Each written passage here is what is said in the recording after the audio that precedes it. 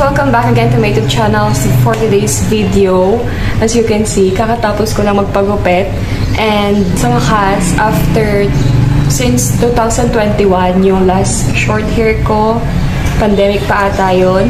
Ngayon, nakapagpa-short hair ulit ako. Though ito, layer siya, pero yung ayos ko ngayon, ginanon ko siya, kaya natanggal yung pagka-layer niya. And naka-blow dry siya, kaya mukha siyang maikli. So, hindi ko siya napabidyohan kanina kasi nahihiya ako magpasuyo, pabidyo. Pero yung buhok ko, hanggang malapit na siyang dito sa may bewang. Mahaba na talaga siya, pero naka-haircut lang siya na layer. So, same salon din kung saan ako nagpagupit. Doon din ako nagpa-layer before last March, I think. Tapos, ngayon, sabi ko, sobrang init kasi talaga sa school, tapos sa jeep. Yearly kasi, yung hair ko, chinecheck ko kung ilan yung hinahaba niya. Isang dipa ba yung tawag dito? Like, ganyan, yung hinahaba niya. Mabilis yung umaba yung buhok ko.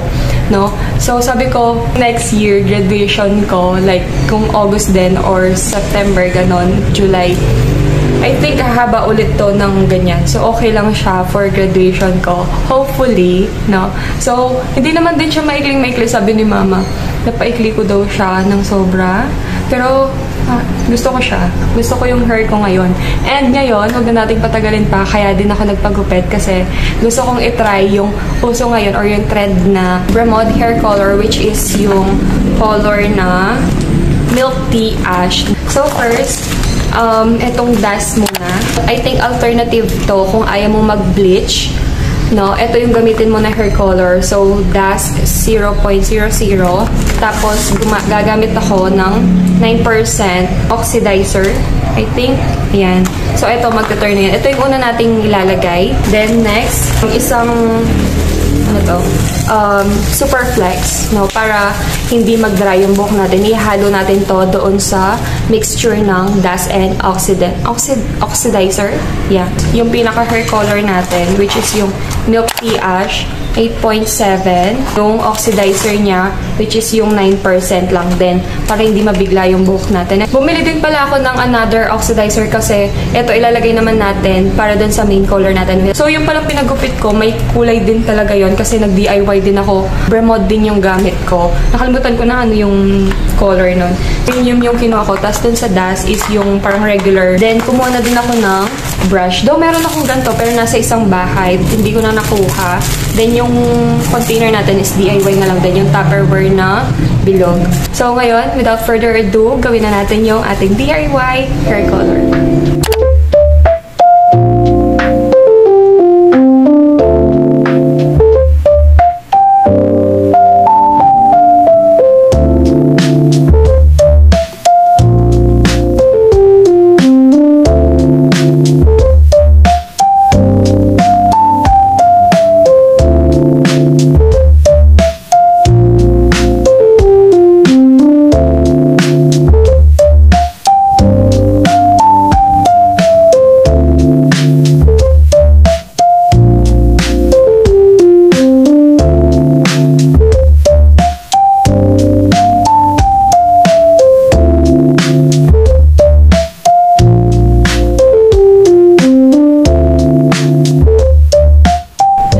So, update, nakapag-wash na ako.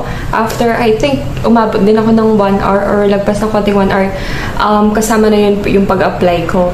Tapos, ayan, nag-blow dry na din ako. Grabe, ang ganda ng kulay na to. Ito pa lang yung dust, ha?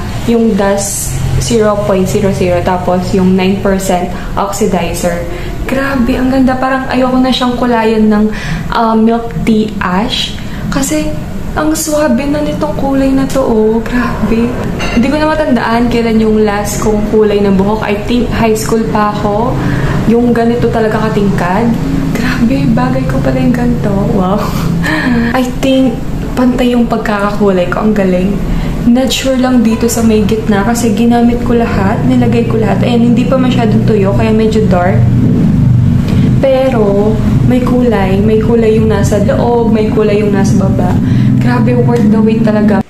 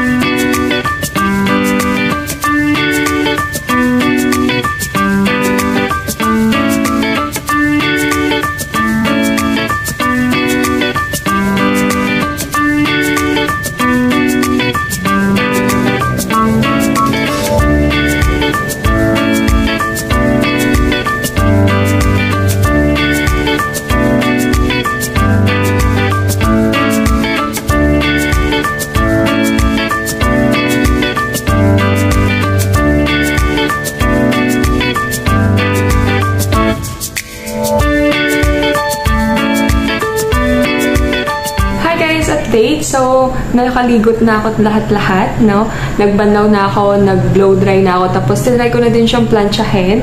So, dito medyo basa pa, so hindi ko na siya pinlansya dito, baka masunog. Yung kalalabasan niya, parang nag-tone down lang siya doon sa first color natin, which is yung dust. Tapos parang tinone down niya lang yung pagka-bright yellowish or red niya.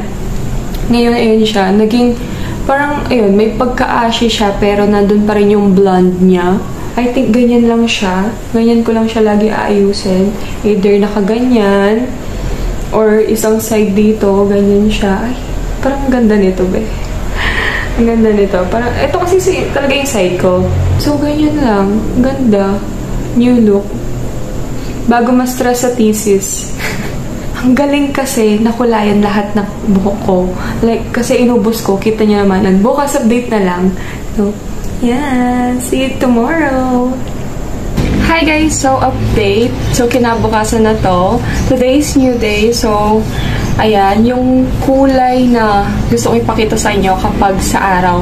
Pero hindi ako nakalabas kasi makulimlim. Hapon pa rin naman, so natural light lang din yung gamit natin today. So, kaya siya nag-fly away na ganyan kasi hindi ko siya binlow dry kaninang umalis ako. So, I think isa din to sa mga pwedeng style sa ganitong klaseng buhok. Yung medyo fly away na ganyan hanggang sa likod. Tapos, kung may curler ka din, pwede mong i-curl yung ganito. Para mabilisan, ginaganan ko lang siya. Then, kapag gusto ko siyang i-messy, ginaganan ko lang. Ayan, like that. No? Pwede siyang ganyan. Ang ganda. Tapos, medyo fly away na ganyan. Kasi layer to, pero short hair. I-ano mo lang to. Lagyan mo lang ng konting volume.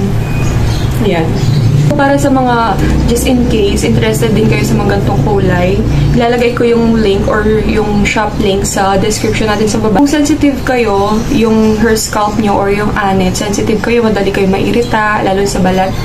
May instruction naman yung per boxes natin. Yung dust natin, nung i-apply ko siya, alam niyo yung amoy ng usual na pangkulay or mga amoy sa salon, ganun yung amoy niya. May pagka mabagsik siya.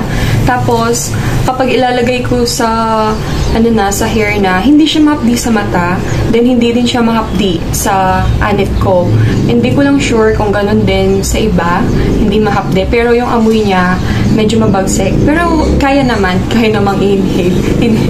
Na hindi naman siya talagang mabahong-mabaho na to the point na aayawan mong amoyin.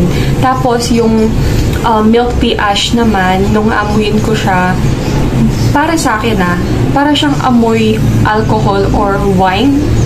Alcohol na something may pagka-wine, ganun. Hindi siya mabagsik. So yeah, I think that's all for our DIY hair color for today's video. Thank you for watching. Please don't forget to click the notification bell down below and subscribe na rin kayo para ma-notify sa mga susunod nating mga vlog. Bye!